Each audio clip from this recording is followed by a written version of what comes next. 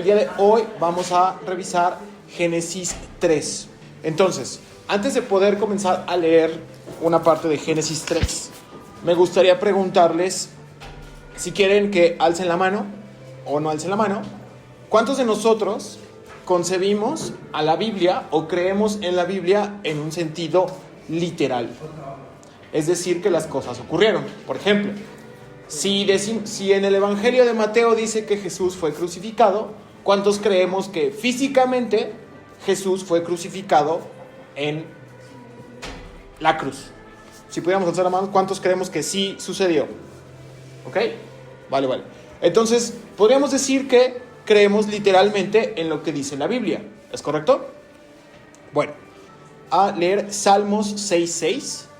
Me he consumido a fuerza de gemir, todas las noches inundo de llanto mi lecho, riego mi cama con mis lágrimas. Entonces, ¿cómo podemos concebir entonces que David dice que inundo de llanto mi lecho?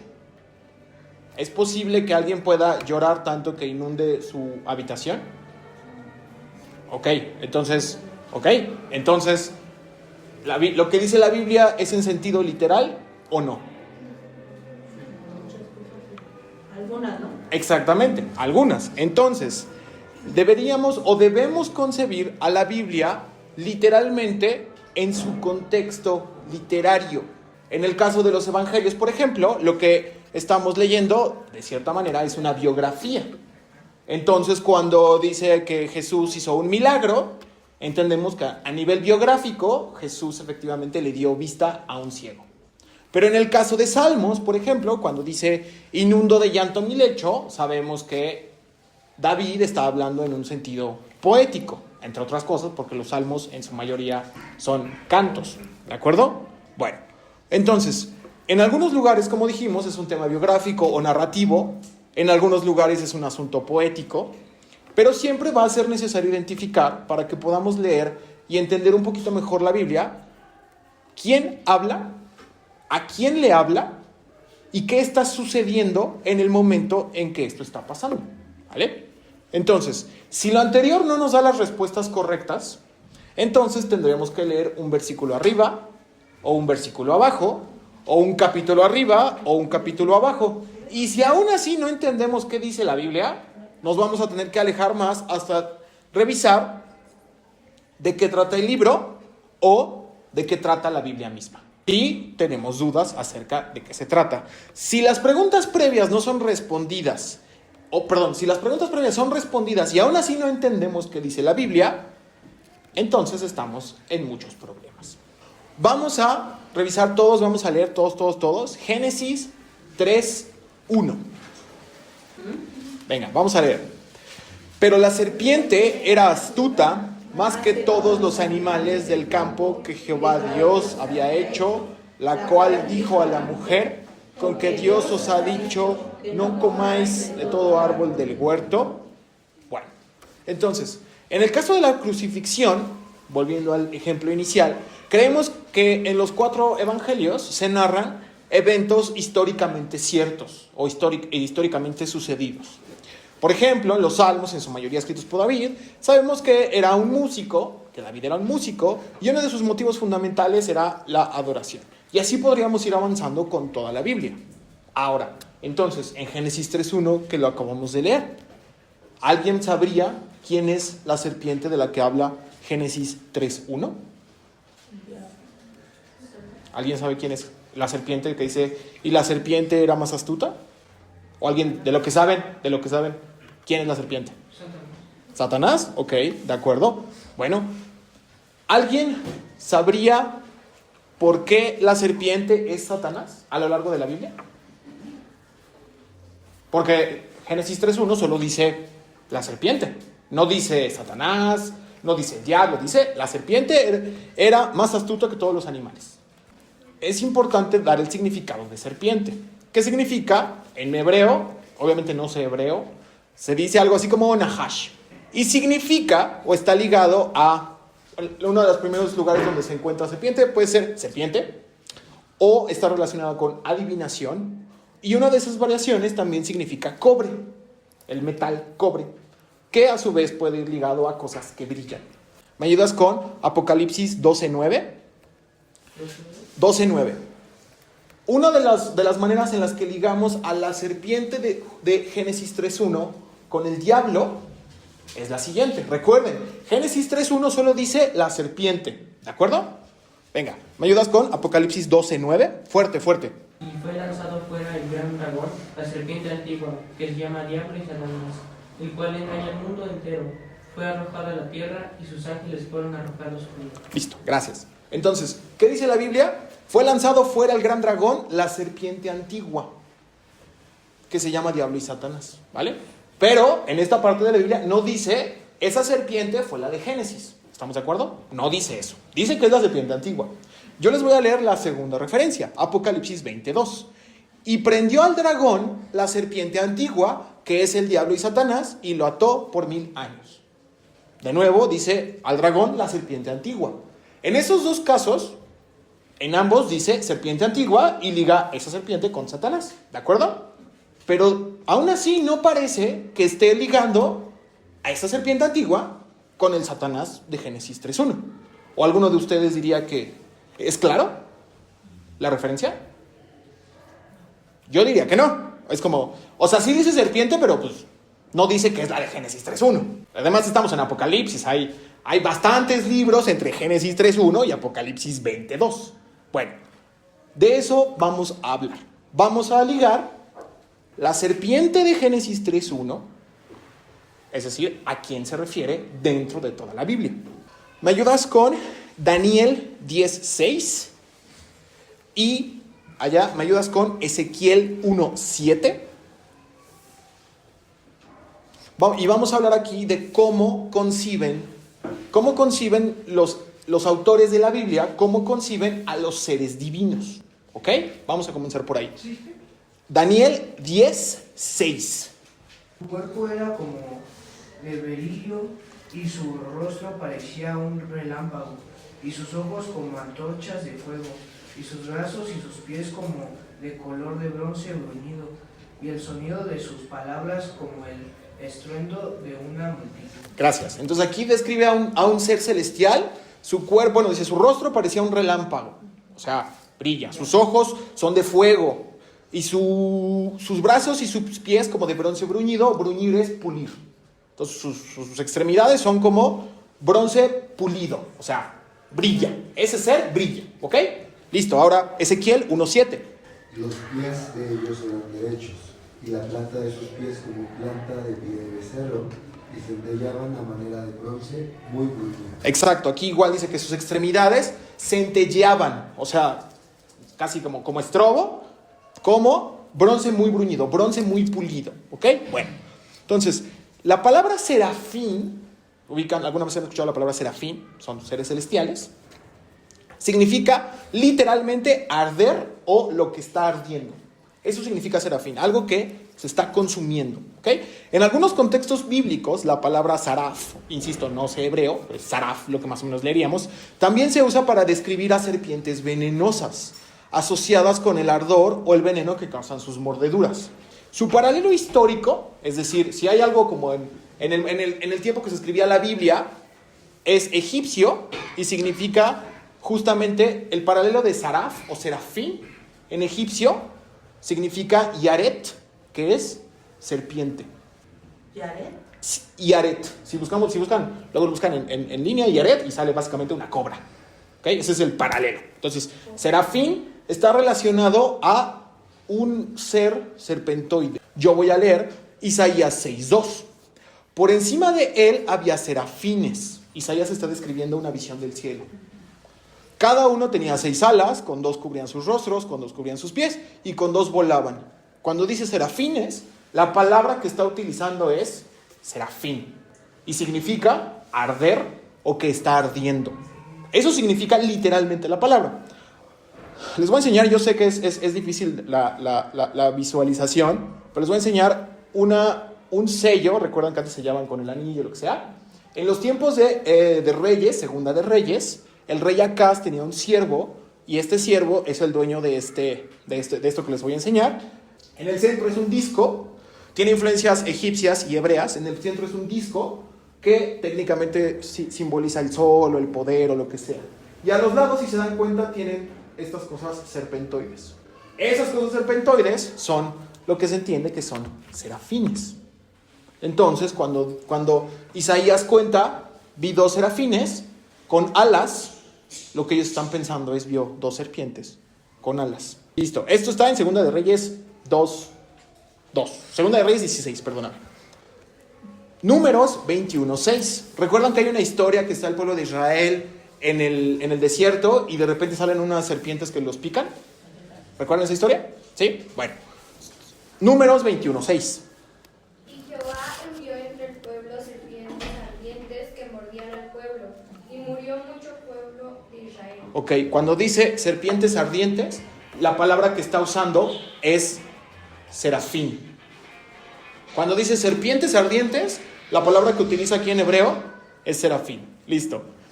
La que sigue, ¿me ayudarías con Isaías 14:29? Exacto, sí. Entonces, serafín y serpiente, como hemos visto, son palabras que se usan casi de manera intercambiable. Y recuerden, ¿qué significa serafín? Que arde, que se consume. Isaías 14:29. No te alegres tú, Filistea toda, por haberse quebrado la vara del que te hería, porque de la raíz de la serpiente saldrá áspid y su fruto será serpiente voladora. Aquí está Isaías narrando un juicio para los filisteos, que son, recuerden, vecinos e históricamente enemigos del pueblo de Israel, y le dice, va a venir un juicio contra esos filisteos y su fruto será serpiente voladora. La palabra que utiliza aquí cuando dice serpiente es serafín. Haciendo un ejemplo un poco más mexicano. Cuando yo les hablo de ingredientes en una receta y les digo, ¿cuál es el ingrediente principal de la salsa? El chile, ok, ¿de acuerdo? Pero si yo también les digo, ayer hubo de postre pay de queso con salsa de frutos rojos. ¿La salsa de frutos rojos tenía chile? No. Exacto. Entonces, en nuestra mente, cuando decimos salsa, decimos, no, pues pica, ¿no? Son tacos o algo así. Pero no necesariamente. Entonces, cuando Isaías cuenta, lo voy a leer otra vez, Isaías 6:2. Por encima de él había serafines, cada uno tenía 6 alas, con 2 alas cubrían sus rostros, con 2 sus pies y con 2 volaban. ¿Qué creen que pensaban los que estaban leyendo esta historia? Cuando dice por encima de él había serafines. Exacto. Están pensando porque durante toda su vida, cuando escuchan serpientes venenosas, serpientes voladoras, siempre viene integrada esta palabra saraf o serafín o una de sus variantes. Por eso es que el sello que les enseñé, cuando habla de la divinidad, y dicen, los que acompañan a la divinidad son seres serpentoides con alas. Entonces, volviendo al asunto inicial de la serpiente. Todos recuerdan la historia de Adán y Eva, ¿no? La serpiente le habla y le dice, mira, con que Dios dijo que no comas de este fruto, y la engaña, y Eva come el fruto. ¿Todos se acuerdan de esa historia? Luego viene Jehová y le dice a Adán, ¿qué hiciste? Y Adán le dice, es que me dio miedo y me escondí. Y le dice, porque estaba desnudo. ¿Quién te dijo que estabas desnudo? Has comido del fruto que te mandé y no comas. Y entonces Adán dice, bueno, pues la mujer que tú me diste me dio del fruto y yo comí. ¿Todos se acuerdan de ahí? ¿Hasta ahí? Bueno, cuando eso sucede, Jehová le da una maldición a la serpiente y juzga al hombre y a la mujer. ¿Hasta aquí todo bien? ¿Sí? Bueno, cuando Jehová habla con la serpiente, le dice esto. Escuchen. Y Jehová Dios dijo a la serpiente, por cuanto esto hiciste, engañar a la mujer, maldita serás entre todas las bestias y entre todos los animales del campo. Sobre tu pecho andarás y polvo comerás todos los días de tu vida. Parece que existe una contradicción entre la narración literal de un hecho. ¿Por qué? Porque la serpiente está hablándole a Eva y no es muy común para nadie, yo creo, ver a una serpiente que está hablando, ¿cierto? Pero la maldición parece que es para un animal, ¿no? Porque le dice, pues te vas a arrastrar y vas a comer polvo. Entonces, es como extraño, es como si estuviéramos mezclando 2 tipos de literatura. ¿Se dan cuenta cuando hicimos el ejemplo de la crucifixión? Y de David inundando su cuarto de lágrimas. Parece que se mezcla. Porque si la narración cuenta que Adán habló con la serpiente, pero a la vez Jehová está dándole una maldición como medio que sí va para un animal, es medio extraño. Entonces, con una maldición que pareciera que evoca, esta maldición parece que evoca un castigo espiritual, no físico. ¿Por qué? Bueno, por allá me puedes ayudar, Pati, con Job 30:19 y Güera con Salmo 22:15. ¿Recuerdan los que estuvieron la vez pasada? Cuando escuchamos la palabra polvo en la Biblia, significa nada, lo peor, bajo, así hasta abajo, ¿ok? Entonces, Job 30:19. Él me derribó en el lodo y soy semejante al polvo y a la ceniza. Ok, Él me derribó y ahora soy polvo, soy nada. Eso significa polvo. Salmo 22:15. Como un tiesto secó mi vigor y mi lengua se quedó en mi lugar y me has puesto en el polvo de la muerte. Ok, entonces la muerte va relacionada al polvo. ¿De acuerdo? Entonces cuando Jehová dicta la maldición a la serpiente y le dice: maldita serás entre todas las bestias y entre los animales del campo, sobre tu pecho andarás y polvo comerás todos los días de tu vida. Se ha interpretado que esta parte es una maldición más como espiritual. No le está diciendo Dios a la serpiente: vas a ser una serpiente, porque ya era una serpiente. Sino este castigo es más bien espiritual, en el cual ahora tú vas a estar humillada, tú vas a estar arrastrándote. Eso es lo que le está diciendo Dios a la serpiente. Tendría sentido que la maldición es espiritual, como quitándolo de su lugar, es decir, el lugar que tenía esta serpiente, y ahora estará en el polvo humillada. Pero en Génesis 3:1, yo lo voy a leer: pero la serpiente era astuta más que todos los animales del campo que Jehová Dios había hecho. Y en el versículo 14, maldita serás entre todas las bestias del campo y entre todos los animales.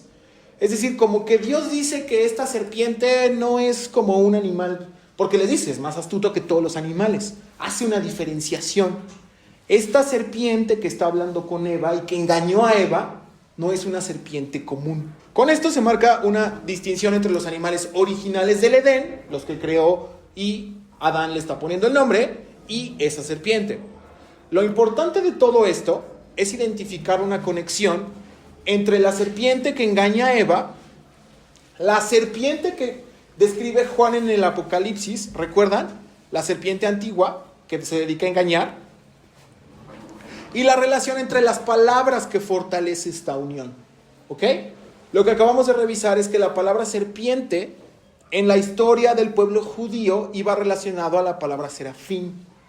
Y a su vez, cuando Isaías habla de serafín y serpiente, ellos entienden, o las personas originales a las que se escribió Génesis, entendían cuando decían que que la serpiente era más astuta y la serpiente habló con Eva.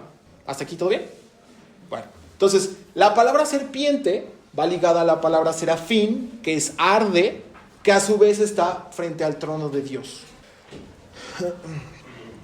Con mucha probabilidad, el hecho de que se tradujera serpiente es precisamente porque la audiencia para quien fue escrita identificaría mejor. Cuando decimos serpiente, decimos serafín, ellos entendían que hablaban de una cosa serpentoide que ardía, ¿vale? Como ya lo revisamos. Eventualmente, como ustedes saben, existe también una maldición a la serpiente que dice Génesis 3:15: y pondré enemistad entre ti y la mujer, y entre tu simiente y la simiente suya. Esta te herirá en la cabeza, y tú le herirás en el calcañar. Eventualmente Dios da una siguiente profecía que habla de qué va a pasar con esta serpiente. Y esto que yo acabo de leer, comúnmente, o todo mundo ha llegado a decir, o ha llegado a esa conclusión, la serpiente, la simiente de la mujer, lo que nazca de la mujer eventualmente será Jesús el Mesías, y que eventualmente aplastará a la serpiente, a esa serpiente que engañó a Eva y de la cual habla Apocalipsis Juan. Bien, por último, la última referencia que existe de esto, y Pablo lo está diciendo con toda la intención, es en Romanos 16:20, que dice: y el Dios de paz aplastará en breve a Satanás bajo vuestros pies. La gracia de nuestro Señor Jesucristo sea con vosotros. Intencionalmente Pablo utiliza la misma estructura que sucede en Génesis 3:15, cuando dice, tú le herirás, y pondré mis entre la mujer y entre tu simiente y la simiente suya, esta te herirá en la cabeza y tú le herirás en el calcañar. Entonces, la simiente de la mujer, Jesús el Mesías, aplastará la cabeza de la serpiente. Y luego Pablo dice, y el Dios de paz aplastará en breve a Satanás bajo vuestros pies. ¿Se dan cuenta? Está haciendo como un eco de lo que dijo Génesis 3:15 y lo que está haciendo Pablo en Romanos. Bueno, finalmente, como les dije, esa es la conexión que existe entre la serpiente de Génesis 3, la serpiente de la que habla Apocalipsis, y la serpiente o Satanás al que se refiere Pablo en Romanos.